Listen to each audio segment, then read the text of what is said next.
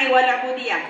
ومع اقتراب 25 من تشرين الثاني اليوم العالمي لمناهضة العنف ضد المرأة، نستحضر تضحيات الأخوات ميريبال اللواتي استشهدن في 25 من تشرين الثاني 1960، وبات يوما دوليا للمطالبة بالعدالة والقصاص.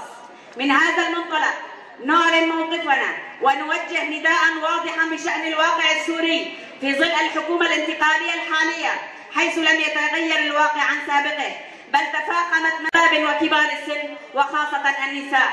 ففي المناطق الخاضعة لفصائل السلطة الانتقالية شهدت النساء ارتفاعا في حالات الخطف والاعتقال التعسفي والاغتصاب والقتل، وتكثفت أشكال العنف المنزلي والإكراه الاقتصادي والاجتماعي، تدهورت آليات الحماية نتيجة انهيار المؤسسات القانون والعدالة، وضعفت قدرات الأجهزة القضائية والمراجعة والتدقيق، مما أدى إلى امتداد زيادة الفوضى والانتهاكات.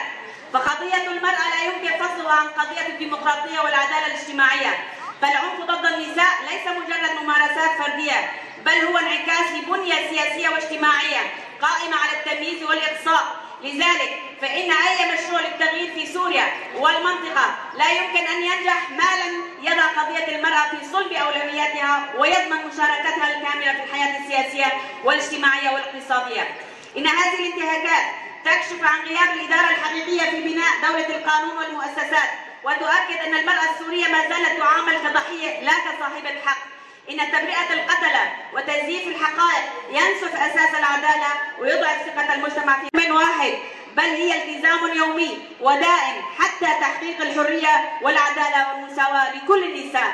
ولأن نضال المرأة السورية جزء من نضال نساء العالم، نعلن تضامننا مع كل امرأة تقاوم العنف أينما كانت. نؤمن أن العدالة لا تتجزأ، وإن صوت النساء هو مفتاح التغيير الحقيقي من سوريا إلى العالم. نجدد العهد بمواصلة النضال حتى تصبح العدالة حقا لا مطلبا على قاعدة دبلوماسية مؤتمر ستار بحلب 19/11/2025. جنجيان آزادي، جنجيان آزادي،